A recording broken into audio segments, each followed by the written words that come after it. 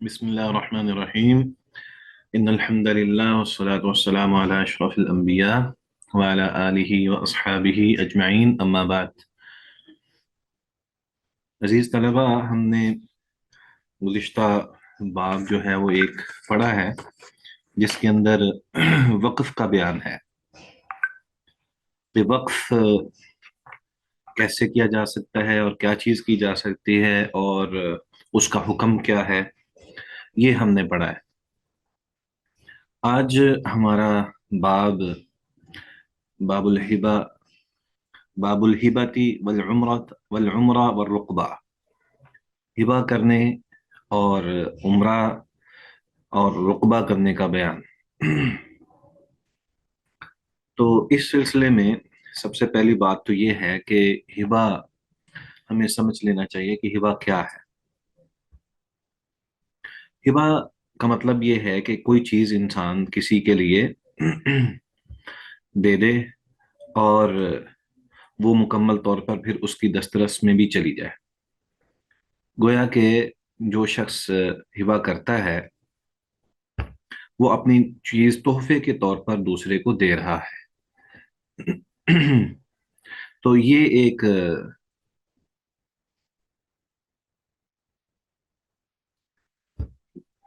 इसके अंदर आगे फिर थोड़ी सी तवज्जो की जरूरत होती है कि क्या ये चीज जो है वो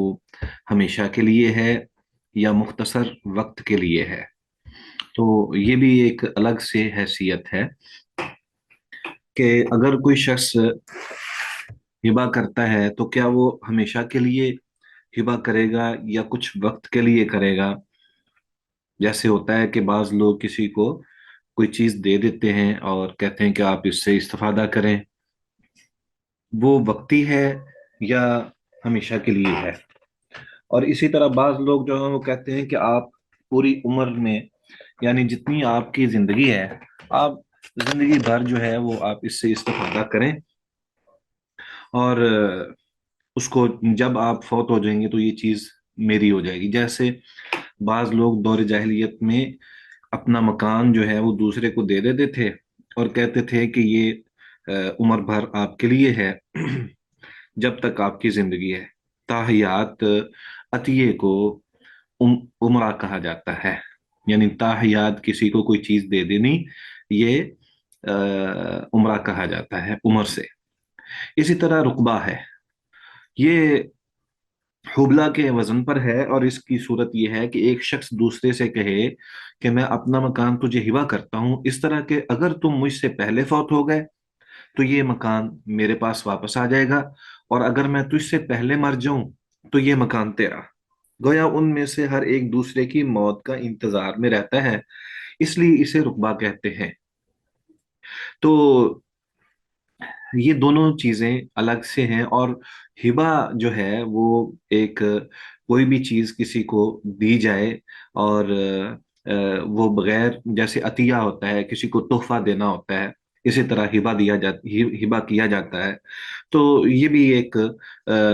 हिबा करने की दो किस्में आगे बयान की गई हैं कि कुछ लोग उमरा के तौर पर उसे देते हैं, कुछ लोग जो हैं वो रुकबा के तौर पर देते हैं। और फिर उसके बाद फिर आगे उसकी थोड़ी सी तफसील है, वो अहादीस हम पढ़ेंगे इंशाल्लाह, तो उसमें हमें पता चल जाएगा कि उसका क्या अंदाज है।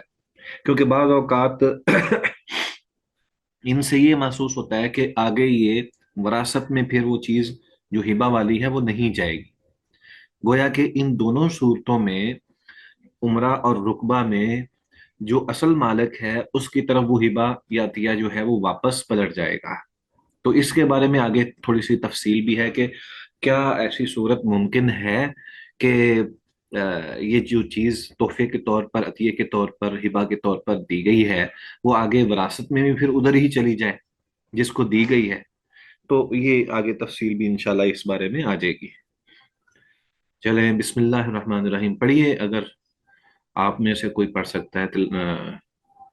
उसकी किरात करें।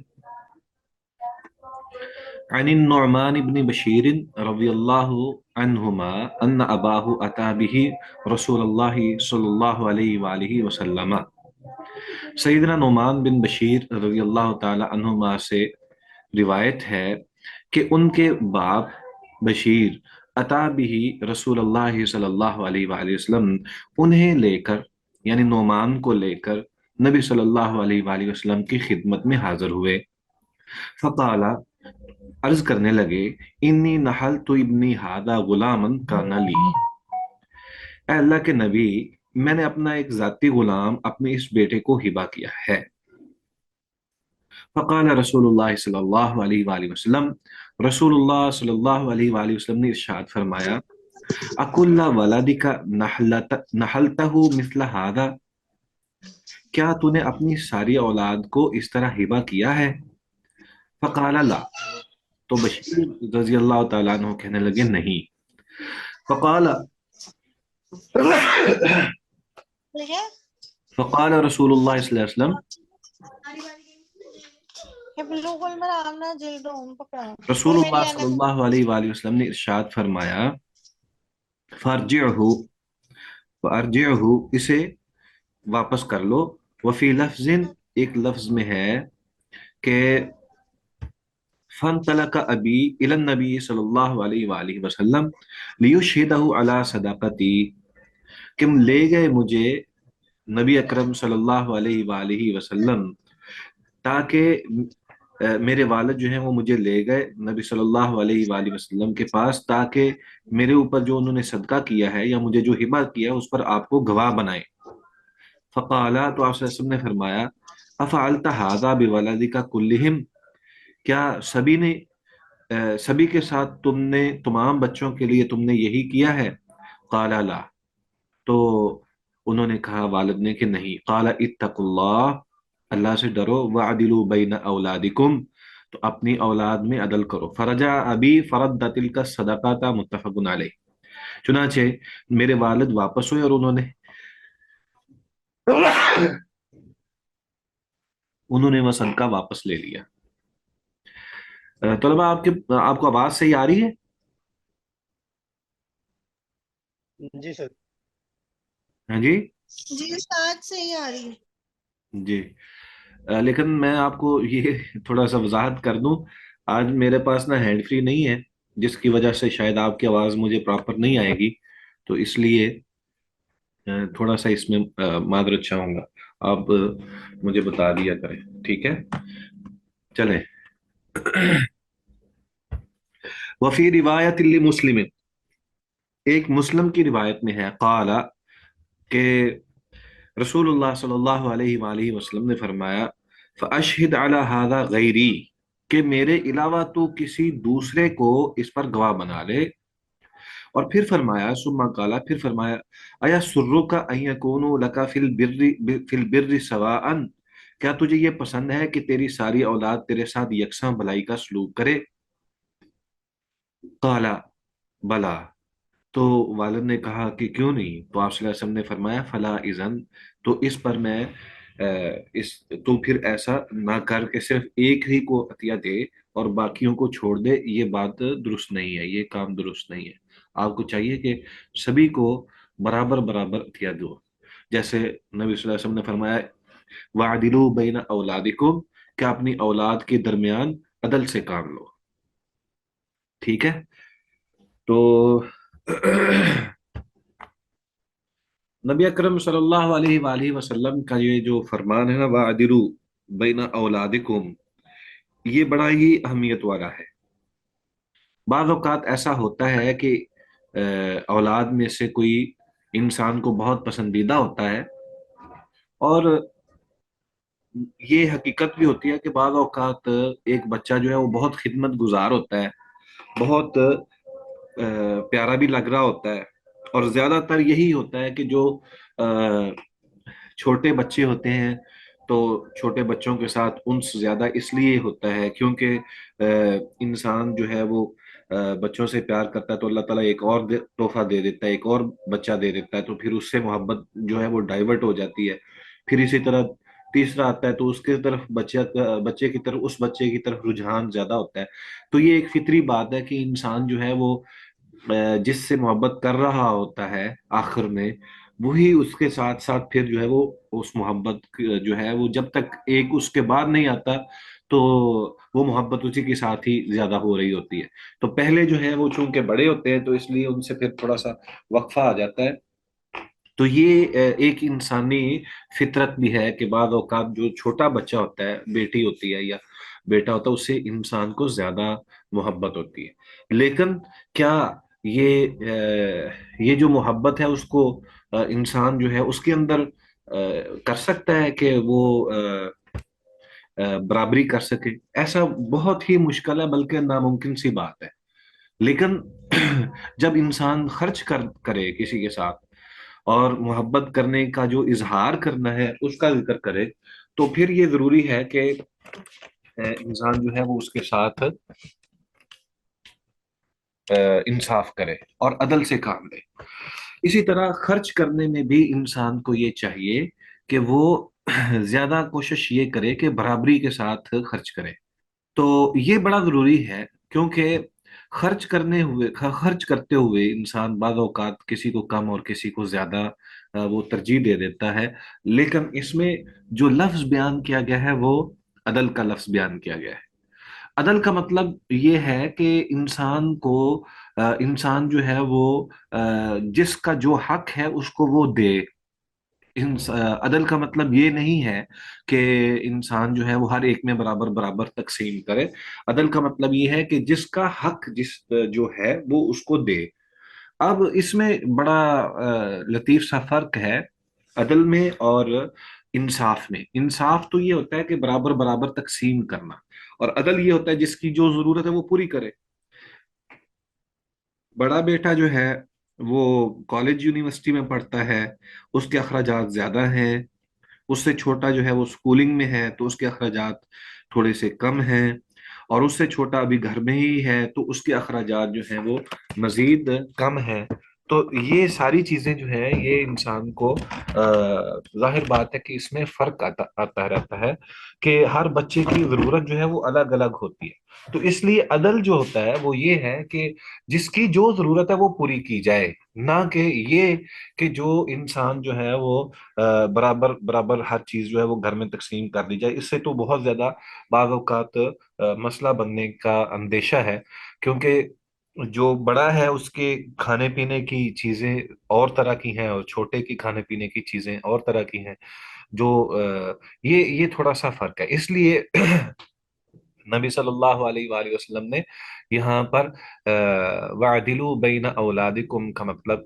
جو ہے وہ واضح کیا ہے کہ عدل سے کام لو اپنی اولاد کے درمیان اور اللہ سے ڈرتے رہو. یہ بڑا ضروری ہے، یہ بہت ہی زیادہ ضروری ہے. تو ایک اور بات یہاں پہ جو ذکر کرنے کی ضرورت ہے وہ یہ کہ بعض اوقات لوگ اپنے بچے کو کسی وجہ سے عاق کر دیتے ہیں. آپ کو پتہ ہے کہ یہ کہا جاتا ہے کہ فلاں بچہ جو ہے وہ آنکھ ہے ہمارا، اس کے ساتھ کوئی جو ہے وہ اب تعلق نہیں ہے. اچھا، انسان کا کسی کو کسی سے اس کی اس کے اعمال کی وجہ سے برات کا اظہار کر دینا، یہ بات اپنی جگہ پر کسی حد تک تو ٹھیک ہے، کوئی حرج نہیں ہے. لیکن جو شریعت نے ایک حق رکھا ہے وراثت کا، اس وراثت کے حق کو آپ جو ہے وہ اس سے چھین نہیں سکتے. آگ کرنے کا مطلب یہ نہیں ہے کہ لوگ جو ہیں وہ وراثت کی تقسیم کے اندر ظلم کرتے ہوئے کسی کو آگ کر دیں اور پھر کہیں کہ بس اس کا میرے ساتھ کوئی تعلق نہیں ہے، اس لیے اب اس کو وراثت بھی نہیں ملے گی. تو بعض لوگ ظلم کرنے کی وجہ سے یہ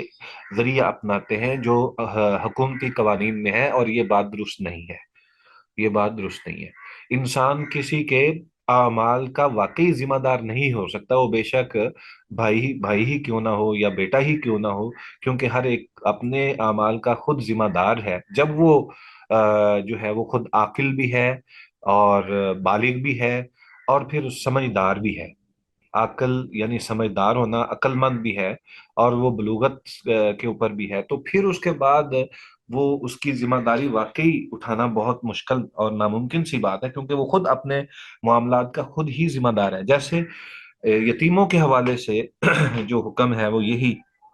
اللہ تبارک و تعالیٰ نے بھی قرآن مجید میں اس بات کا ذکر فرمایا ہے کہ جو یتامہ ہیں ان کے جب تک وہ بلوغت تک نہیں پہنچتے تب تک جو ہے ان کے مال ان کے سپرد نہ کیے جائیں، اور ان کو جو ہے وہ ان کی حفاظت کی جائے، اور ان کے مال کے ساتھ اپنا مال ملا کر تجارت بھی بندہ کر سکتا ہے۔ لیکن جب وہ بالغ ہو جائیں، عقل مند ہو جائیں، تو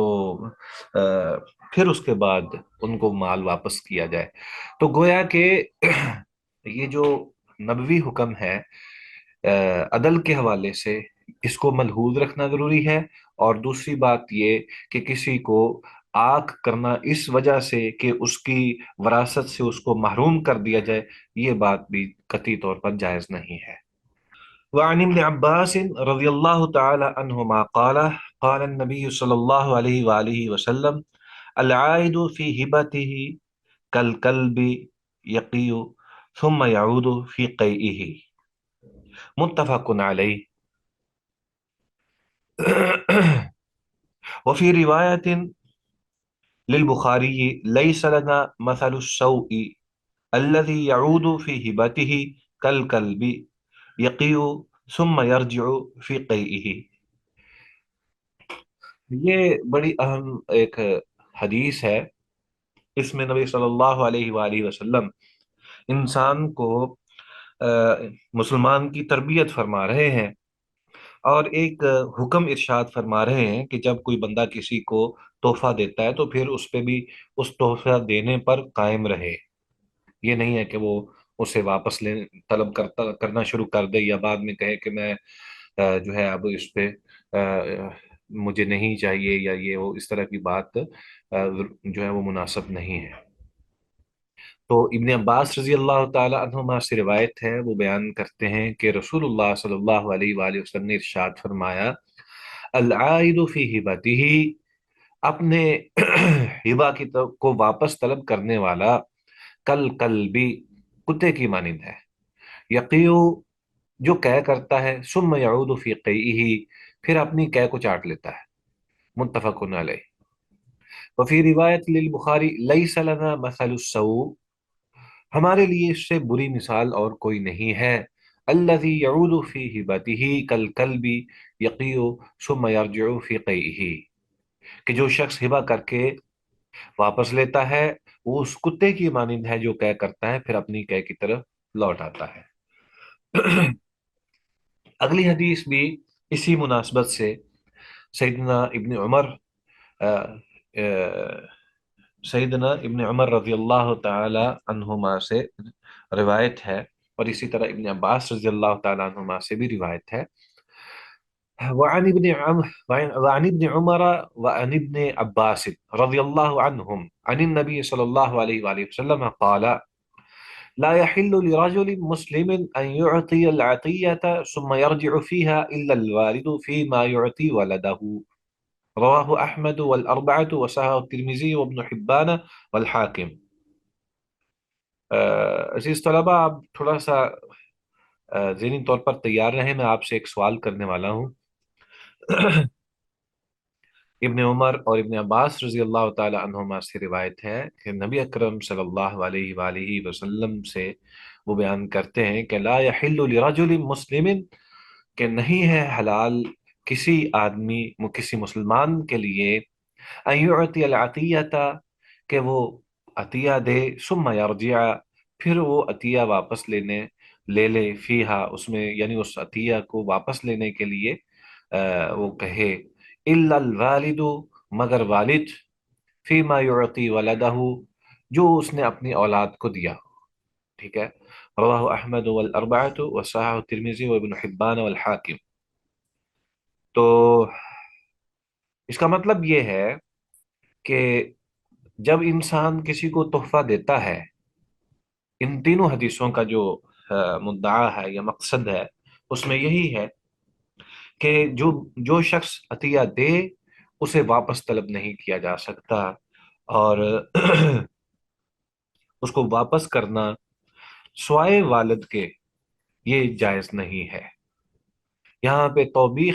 توبیخاً ایک مثال بیان کی ہے، لیس لنا مثل السوء، کہہ کر یہ اظہار کیا ہے کہ ایسا کام کرنا یہ کتنا ہی برا ہے۔ تو یہ اس کا مطلب یہ ہے کہ نبی صلی اللہ علیہ وآلہ وسلم اس بات کو جائز نہیں سمجھتے کہ ایک انسان جب کوئی چیز دے دے تو پھر اس کو طلب کر لے۔ اور آپ کو پتا ہونا چاہیے کہ عطیہ جو ہے، جب ہم کسی کو کوئی چیز دیتے ہیں تو وہ صدقہ ہی ہوتا ہے، وہ ایک قسم کا صدقہ ہے، وہ خیرات کرتا ہے۔ تو اس سے بھی بڑی بات ہے ایک اور وہ یہ کہ جب کوئی کسی کو صدقہ دے دیتا ہے پھر اس کے بعد یہ بھی نہیں کہہ سکتا کہ میں نے تمہیں بھائی یہ تحفہ دیا تھا، یہ جتانا بھی جائز نہیں ہے، بجائے اس کے کہ وہ اس کو پھر بعد میں کہتا رہے کہ مجھے واپس کر، تو وہ تو بالکل بھی جائز نہیں ہے۔ تو اس کا مطلب یہ ہے کہ تحفہ جب دیا جاتا ہے تو اس کو کسی صورت میں بھی واپس لینا یہ جائز اس لیے بھی نہیں ہے کیونکہ یہ ایک اس نے صدقہ کیا ہے، یہ اللہ کی راہ میں اس نے صدقہ کیا ہے کسی مسلمان بھائی پر، تو اب اس صدقے کو واپس لینا یہ بالکل بھی جائز امر نہیں ہے، کیونکہ ایک دفعہ جو چیز دے دی پھر وہ اسی کی ہی ہے۔ تو انسان کو پہلے ہی اس بات کا بہت زیادہ خیال رکھنا چاہیے۔ یہاں پہ کچھ لوگ تو ایسے ہوتے ہیں کہ وہ صدقہ دیتے ہیں اس بنیاد پر کہ اس سے اچھا صدقہ، یعنی اس سے اچھا عطیہ اور تحفہ مجھے واپس ملے۔ اور بعض لوگ جب ایک صدقہ دے دیتے ہیں، ایک عطیہ کسی کو دے دیتے ہیں، پھر اس کے بعد اس کو جتاتے رہتے ہیں۔ اور بعض لوگ جو ہیں وہ صدقہ دے کر پھر اس کے بعد اس کو صرف جتاتے نہیں ہیں بلکہ اس کے متبادل کے طور پر وہ ان پر ظلم و ستم بھی کرتے ہیں اور ان سے اس کے بدلے میں کام بھی لیتے ہیں کہ میں چونکہ آپ کے ساتھ اچھا رہ رہا ہوں۔ انسان جب کسی کو کوئی صدقہ دیتا ہے تو پھر اس سے اس کو کسی کام کاج میں لگا دینا کہ تو میرا یہ کام کر دے اور یہ کام کر دے اور یہ کام کر دے، تو یہ سارے امر جو ہیں یہ شرعی طور پر جائز نہیں ہے، اور کسی صورت میں بھی ایسا کام نہیں کرنا چاہیے۔ جب کوئی شخص کسی کو کوئی چیز دے دیتا ہے تو نہ تو اس کو وہ جتائے، نہ اس کے بدلے میں کوئی کسی قسم کی توقع رکھے، اور نہ ہی پھر اس کے بدلے میں کسی کو پابند کرے کسی چیز کا، اور بلکہ اس کو بھول جائے اور اللہ تعالیٰ کے پاس وہ اپنے اجر اور ثواب کو وہ محفوظ رکھ لے، بس یہی اس کے لیے ضروری ہے۔ ٹھیک ہے، مگر والدین کر سکتے ہیں، جیسا کہ یہاں پہ ایک مختصراً اس بات کا ذکر کیا گیا ہے کہ والد جب اپنے بچے کو، والدہ کا نام اس لیے نہیں لیا گیا کہ عموماً خرچ کرنے میں یا لین دین کرنے میں والد ہی زیادہ اہمیت رکھتے ہیں اور وہی دیا کرتے ہیں، تو اس لیے یہاں والد کہہ کے والدہ بھی اس کے ساتھ شامل ہے۔ تو یہ والدین اگر کسی کو کوئی اپنے بیٹے کو، اولاد کو کوئی چیز دے دیتے ہیں کہ تو استعمال کر لے، پھر بعد میں کہتے ہیں چل تو واپس کر دے، تو اس میں کوئی حرج نہیں ہے، کیونکہ وہ انت و مال کلی ابی کا کے ضمن میں بھی یہ بات آ جاتی ہے کہ تو اور تیرا مال تو تیرے والد کا ہے۔ تو اس لیے شریعت میں اس بات کی تو اجازت ہے کہ اولاد کو اگر کوئی چیز دی ہے تو وہ واپس لے لی جائے، لیکن اس سے ہٹ کر نہیں، اس سے ہٹ کر بھی کسی صورت میں قبول نہیں ہے کہ کوئی شخص ایک عطیہ دے اور صدقہ کرے پھر اس کو واپس طلب کر لے۔ ٹھیک ہے جی، آگے حدیث ہے سیدہ عائشہ رضی اللہ تعالی عنہا کی۔ سیدہ عائشہ رضی اللہ تعالی عنہا سے روایت ہے، قالت، وہ فرماتی ہیں، کانا رسول اللہ صلی اللہ علیہ وآلہ وسلم یقبل الہدیت ویثیب علیہا، رواہ البخاری، کہ تھے رسول اللہ صلی اللہ علیہ وآلہ وسلم ہدیہ قبول فرماتے اور اس کے بدلے میں کوئی چیز بھی عطا کرتے۔ یہ وہی بات ہے کہ جب کوئی کسی کے ساتھ احسان کرتا ہے، کوئی تحفہ دیتا ہے،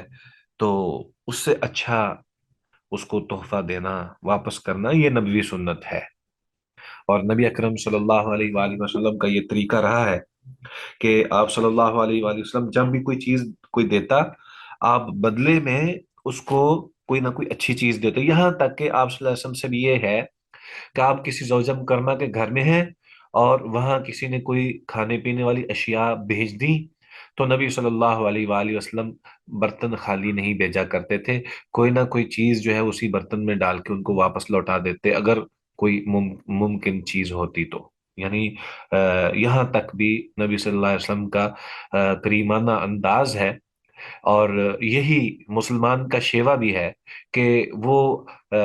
کسی کی طرف ایسی نگاہ نہیں رکھتا کہ اس سے جو ہے وہ مجھے صرف میں اس سے فائدہ ہی لیتا جاؤں، بلکہ وہ اپنی ایک سخاوت والا بھی ذہن اس کا ہوتا ہے۔ تو نبی اکرم صلی اللہ علیہ وآلہ وسلم ہمیشہ سخاوت کرتے تھے، اور اگر کوئی شخص انہیں ہدیہ وغیرہ دیتا تو پھر وہ آپ صلی اللہ علیہ وآلہ وسلم اس سے بہتر ہدیہ اس کو دینے کی کوشش فرماتے۔ لیکن اس میں ایک بات یہ بھی ہے کہ نبی اکرم صلی اللہ علیہ وآلہ وسلم پہلے تو ہدیے وصول فرمایا کرتے تھے، پھر جب انہیں یہ احساس ہوا کہ لوگ ہدیہ دیتے ہی اس بنیاد پر ہیں تاکہ کوئی جو ہے وہ انہیں واپس کرے، یا نبی صلی اللہ علیہ وآلہ وسلم انہیں اس سے بہتر ہدیہ جو ہے وہ واپس لوٹائیں، تو پھر نبی اکرم صلی اللہ علیہ وآلہ وسلم نے ہدیہ لینا جو ہے وہ ختم کر دیے، تاکہ لوگوں کے اندر جو ایک قسم کی ایسی چیز ہے کہ جس سے انسان لالچ اور طمع میں آ جاتا ہے، تو وہ بھی ختم ہو جائے۔ اور یہ بھی نبی صلی اللہ علیہ وسلم کا ایک تربیتی انداز ہے کہ آپ صلی اللہ علیہ وسلم نے اس وجہ سے نہیں کہ میں کیسے دوں گا یا میں نہیں دوں گا یا میں نہیں دے سکتا، یہ تو اللہ تعالیٰ کی طرف سے تھا، جو مال تھا وہ نبی صلی اللہ علیہ وسلم عطا فرماتے ہی تھے، لیکن اس بنیاد پر کہ امت کی یہ تربیت بھی ضروری ہے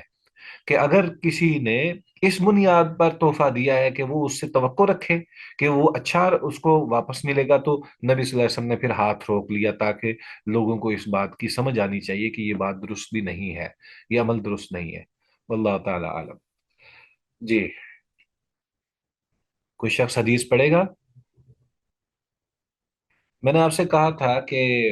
میں آپ سے ایک سوال کرنے والا ہوں۔ گزشتہ سیدہ عائشہ رضی اللہ تعالی عنہا کی روایت سے قبل ایک روایت ہم نے پڑھی ہے، اس میں کتنے صحابہ ہیں جن کی وجہ سے رضی اللہ تعالی عنہم کہا گیا ہے؟ 2 سال۔ اگر دو ہوتے تو پھر تو یہ کہا جاتا رضی اللہ تعالی عنہما۔ اور 4 نام کے ان کے ابو لوگ بھی ثابت ہیں۔ جی، 4 نام ہے؟ ہاں جی، کون کون سے؟ ابن عمر اور ابن عباس۔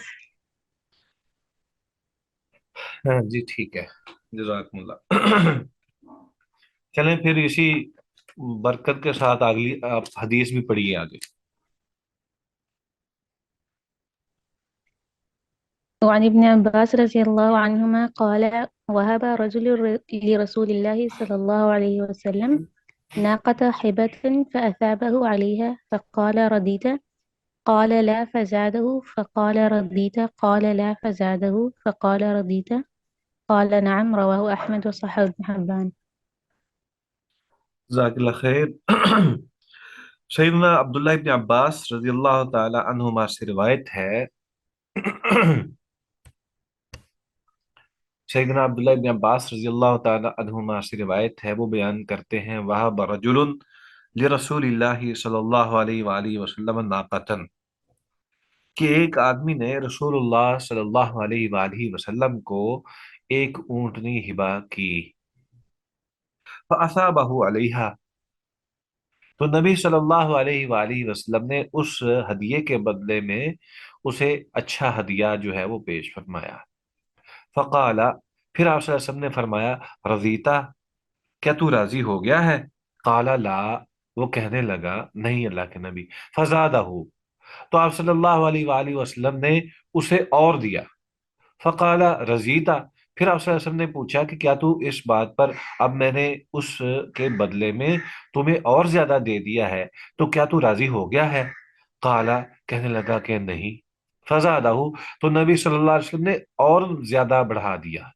اور زیادہ دیا۔ فقال رضیتا، پھر آپ صلی اللہ علیہ وسلم نے فرمایا، پوچھا کہ کیا تو اب راضی ہو گیا؟ تو وہ کہنے لگا جی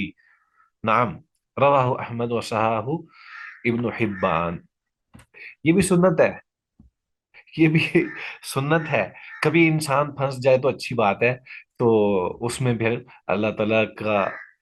نبی صلی اللہ علیہ وسلم کا یہ جو عمل ہے اس کو سامنے رکھتے ہوئے انسان ایسا کر سکتا ہے۔ تو یہ ایک ایسا عمل ہے کہ جس سے یہ ثابت ہوتا ہے کہ نبی اکرم صلی اللہ علیہ وآلہ وسلم اس انداز سے اپنے ساتھیوں کو، اپنے محبوب صحابہ کے ساتھ محبت کرتے، پیار کرتے اور ان کے ساتھ خیر خواہی کرتے، اور اس میں جو تعلیم دی گئی ہے ہمیں وہ یہی ہے، جس طرح کہ ہمیں موجود ہے ہمارے سامنے، کہ اس حدیث سے معلوم ہوتا ہے کہ جسے ہدیہ دیا جائے اسے بدلے میں بھی حسب توفیق کچھ دینا چاہیے، اور اگر بدلہ دینے کے لیے کوئی چیز میسر نہ ہو تو پھر جزاک اللہ خیرن کہہ کر دعا ہی دے دینی چاہیے۔ ایک روایت میں ہے کہ آپ صلی اللہ علیہ وسلم نے فرمایا جس کے ساتھ کوئی نیکی کی جائے اسے چاہیے کہ اس کا بدلہ دے، اور اگر بدلہ دینے کے لیے کچھ نہ ہو تو پھر اس کی تعریف ہی کر دے۔ ایک اور روایت میں نبی صلی اللہ علیہ وسلم کا فرمان ہے کہ جس کے ساتھ کوئی نیکی کی گئی اور اس نے نیکی کرنے والے کو جزاک اللہ خیرن کہہ دیا تو اس نے اس کی تعریف میں مبالغہ کر دیا۔ یہ یاد رہے کہ تحفہ دینے والے کو اس نیت سے تحفہ نہیں دینا چاہیے کہ وہ اس سے بڑھ کر وصول کرے، جیسا کہ ارشاد باری تعالیٰ ہے وَلَا تَمْنُنْ تَسْتَكْثِرْ، اور تم احسان نہ کرو کہ تم زیادہ کے طلبگار ہو۔ یہ اللہ تعالیٰ کے ساتھ ہی انسان جو ہے وہ کر سکتا ہے کہ اللہ تعالیٰ کے کی عبادت کرتے ہوئے انسان یہ طمع اور لالچ کر رہا ہوتا ہے کہ یا اللہ اب اس سے مجھے اس کا بدلہ جو ہے وہ بہت زیادہ مطلوب ہے، اور وہ بھی احسان اور ہدیہ نہیں ہے، وہ تو ہمارے لیے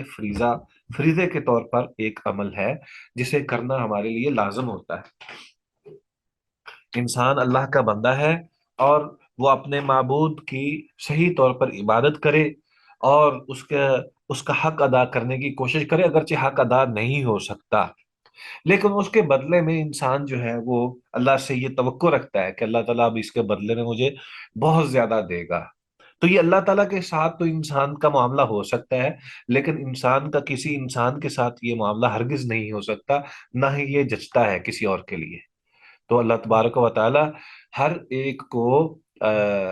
دوسروں کے ساتھ نیکی اور حسن سلوک کرنے کی توفیق دے، اور اسے ہدیہ اور اس طرح کی سنت پر عمل کرنے کی بھی توفیق عطا فرمائے۔ جی اگلی حدیث پڑھیے۔ وعن جابر رضی اللہ تعالی عنہ قال قال رسول اللہ صلی اللہ علیہ وآلہ وسلم، رسول اللہ صلی اللہ علیہ وآلہ وسلم نے ارشاد فرمایا العمرہ لمن وہبت لہ، عمرہ اسی کا ہے جسے ہبہ کیا گیا ہے، متفق علیہ۔ اچھا جی، کوئی بتائے گا عمرہ کسے کہتے ہیں؟ عمرہ اور رقبہ اس میں دونوں کی کوئی تعریف کر دے۔ عمرہ کسے کہتے ہیں اور رقبہ کسے کہتے ہیں؟ عمرہ ہوتا ہے جب ہم کسی کو کوئی چیز جب تک وہ زندہ ہے تب تک دیں، اور رقبہ؟ کہ اگر دونوں میں سے جو شخص پہلے مر گیا تو وہ چیز دوسرے کی ہو جائے گی۔ جی ٹھیک ہے، جزاکم اللہ۔ ہاں جی، تو اس حدیث میں نبی اکرم صلی اللہ علیہ وآلہ وسلم کا فرمان ہے ہمارے سامنے، بڑی خوبصورت حدیث ہے۔ یہاں پہ وراثت کے حوالے سے یا جو بعد میں جھگڑا ہونے کی بات ہے اس کی نفی کرنے کے لیے، یا اس کو اس جھگڑے سے پہلے ہی اس کا فیصلہ کرنے کے لیے نبی صلی اللہ علیہ وسلم نے یہ ہمیں بیان فرما دیا ہے کہ العمرہ لمن وہبت لہ، عمرہ اسی کا ہے جسے ہبہ کیا گیا ہے، یعنی وہ بعد میں پھر واپس لینا اور پھر اس طرح کے کام جو ہیں یہ بعض اوقات درست نہیں ہوتے۔ تو اس کے علاوہ بھی آگے جا کے ہم بات کریں گے۔ ولی مسلم میں ہے امسکو علیکم اموالکم، تم اپنے اموال کو اپنے پاس محفوظ رکھو، ولا تفسدوها، انہیں ضائع نہ کرو، فإنه من اعمر عمرہ فہی للذی اعمرها، کیونکہ جس شخص نے کسی کو عمرہ دیا تو وہ اسی کا ہی ہے جسے دیا گیا ہے، حیا و میتا ولعقبہ، وہ زندہ ہے یا مرنے کے بعد بھی اسی کا ہے، مرنے کے زندگی میں بھی اسی کا ہے اور مرنے کے بعد بھی اسی کا ہے، ولعقبہ، اور وفات کے بعد اس کی اولاد کے لیے ہے، وفات کے بعد اس کی اولاد کے لیے ہے۔ وفی لفظ، ایک اور روایت کے الفاظ یہ ہیں انما العمرہ التي اجازها رسول اللہ صلی اللہ علیہ وآلہ وسلم ان یقول هي لك ولعقبك فَأَمَّا إِذَا قَالَ هِيَ لَكَ مَا عِشْتَ فَإِنَّهَا تَرْجِعُ إِلَى صَاحِبِهَا۔ یہاں عمرہ کی تعریف جو ہے وہ تھوڑی سی مختلف ہے۔ وہ حدیث کے مطابق جو بیان کی گئی ہے وہ یہ ہے، انما العمر التي اجازها رسول اللہ صلی اللہ علیہ وسلم یقول، بے شک وہ عمرہ جسے نبی صلی اللہ علیہ وآلہ وسلم جس کی اجازت دی ہے، ان یقول، کہ یہ کہے، ہی لک ولعقبک، یہ تیرا ہے اور تیرے بعد تیرے برا کا ہے۔ فاما اذا قال، پس جب وہ کہے صاحب مال، ہی لک ما عشت، یہ تیرے لیے ہے جب تک تو زندہ رہے، فانها ترجع الى صاحبها، تو یہ عمرہ نہیں ہے بلکہ وہ اپنے دینے والے کی طرف پلٹ جائے گا۔ گویا کہ یہاں پہ یہ واضح ہے کہ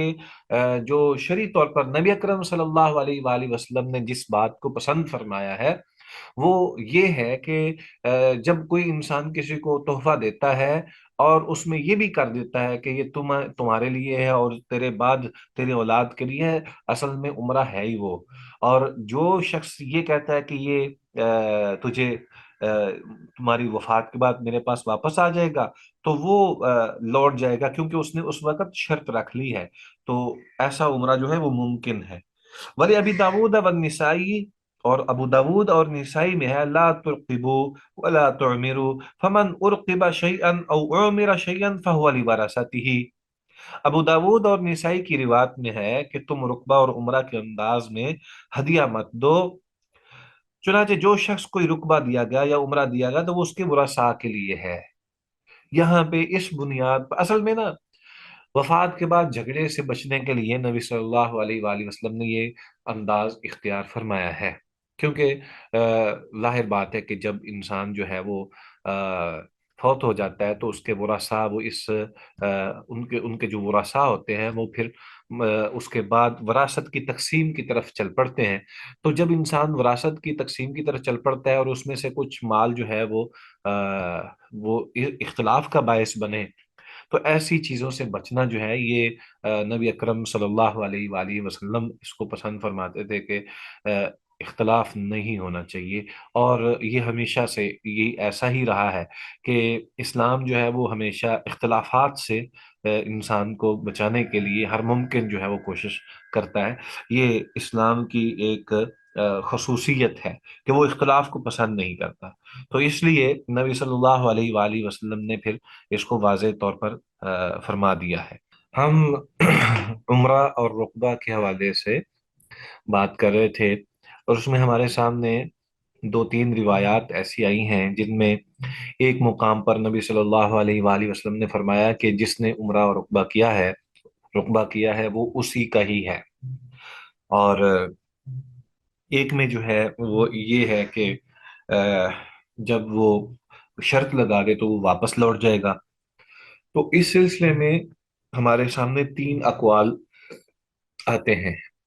یا تین اقسام اس کی بنتی ہیں۔ سب سے پہلی بات تو یہ ہے کہ معبدہ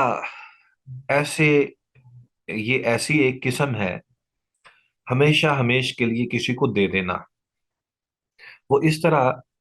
کہ آدمی یوں کہے کہ یہ مکان ہمیشہ کے لیے تیرا ہے، یا اس طرح کہے کہ یہ تیرے اور تیرے ورثاء کے لیے ہے، چنانچہ یہ اس کی ملکیت میں دینا ہے اور ہبہ کرنا ہے جو پہلے کی طرف لوٹ کر نہیں آئے گا۔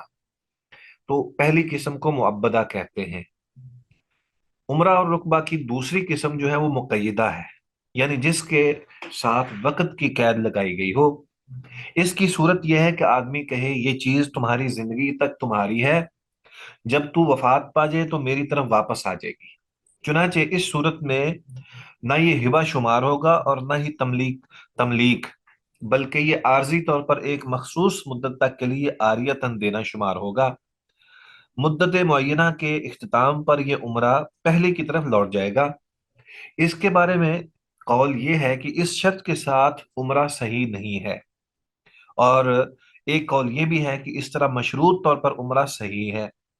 مگر شرط فاسد ہے، لہذا شرط لگانے کے باوجود یہ پہلے کی طرف واپس نہیں ہوگا، جبکہ یہ دونوں قول مرجوح ہیں،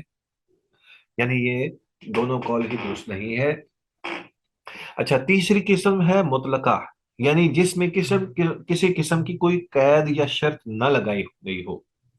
اس کی صورت یہ ہے کہ آدمی یوں کہے کہ میں نے اپنا مکان تیرے لیے عمرہ کیا، اس میں نہ تو اس نے ہمیشگی کی قید لگائی اور نہ زندگی بھر کی۔ جمہور نے اس صورت کو بھی رقبہ چیز کی اصل کی ملکیت پر محمول کیا، اور اس صورت میں بھی وہ پہلے کی طرف واپس نہیں ہوگا۔ ایک قول یہ بھی ہے کہ یہ منافع کی ملکیت کی صورت میں ہے، رقبہ کی ملکیت کی نہیں، یعنی وہ شخص اس سے حاصل ہونے والے منافع کا مالک تو ہوگا لیکن اصل چیز کا نہیں، لہذا جسے عمرہ دیا گیا ہے اس کی موت کے بعد وہ پہلے کی طرف لوٹ آئے گا۔ جمہور کا قول راجح ہے، جمہور کا قول راجح ہے۔ امام مالک رحمہ اللہ کا قول یہ ہے کہ عمرہ میں بہرحال مکان وغیرہ کی منافع کی ملکیت تو دی جا سکتی ہے لیکن اصل رقبے کی ملکیت کسی صورت میں نہیں دی جا سکتی، اور وہ یہ دلیل بناتے ہیں جیسے نبی صلی اللہ علیہ وسلم کا فرمان ہے لا ترقبوا ولا تعمروا، کہ رقبہ اور عمرہ جو ہے وہ دونوں نہ کرو۔ فمن عرقبہ، یہاں بھی عرقبہ اور عمرہ دونوں فعل مجہول ہیں، یہ اس بات کی دلیل ہے کہ رقبہ کی صورت میں بھی ملکیت اسی طرح ہوتی ہے جس طرح عمرہ میں ہوتی ہے، اسے عاریتن نہیں کہتے، اور جہاں تک نہیں کا تعلق ہے وہ صرف مصالح کی طرف رہنمائی کے لیے ہے اور ایسا کرنا زیب نہیں دیتا، لہذا اگر تم ایسا کر گزرو تو صحیح ہوگا۔ تو یہ تین اقسام ہیں، ایک ہے معبدہ، یعنی ہمیشہ ہمیشہ کے لیے کوئی انسان جو ہے وہ کسی کو عمرہ کہہ دے اور کہتا ہے کہ یہ تیرا ہے اور تیرے بعد بھی تیری اولاد کا ہے اس لیے میں تمہیں دیتا ہوں، تو یہ تو اس میں تو کوئی شک ہی نہیں ہے کہ یہ جو ہدیہ ہوتا ہے یہ بالکل درست بھی ہے، اور نبی صلی اللہ علیہ وآلہ وسلم کی روایات سے یا فرامین سے جو ہے وہ واضح ہوتا ہے کہ جب کوئی شخص کسی کو ہدیہ تحفہ دے دیتا ہے تو وہ پھر ہمیشہ کے لیے ہی ہے۔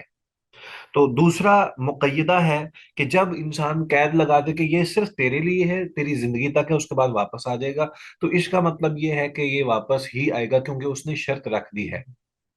اور اس میں پھر دو اقوال جو ہیں وہ بیان کیے گئے ہیں کہ شرط صحیح،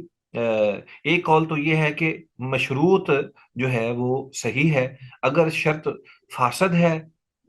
مشروط تو صحیح ہے کہ وہ واپس کر دے گا لیکن شرط جو ہے وہ فاسد ہے کیونکہ شرط لگانے کی ضرورت ہی نہیں تھی، اگر اس نے شرط لگانی تھی تو پھر اس کا مطلب یہ ہے کہ یہ ویسے ہی کسی کو کام کے لیے کوئی چیز دی گئی ہے اور جو ہے وہ واپس چونکہ اس نے شرط لگا دی اس لیے اس کو واپس ہو جائے گا، اب عمرہ یا رقبہ کہنے کی ضرورت ہی نہیں تھی۔ اور تیسری قسم جو ہے مطلقہ، اس میں یہ ہے کہ جس نے شرط نہیں لگائی اس کا کیا موقف ہوگا، اس میں جمہور کا جو موقف ہے وہ یہ ہے کہ وہ چیز جو ہے وہ موت کے بعد پہلے کی طرف لوٹ آئے گی، اور یہی بات جو ہے وہ راجح ہے اور یہی مناسب ہے۔ ٹھیک ہے، جزاکم اللہ خیر۔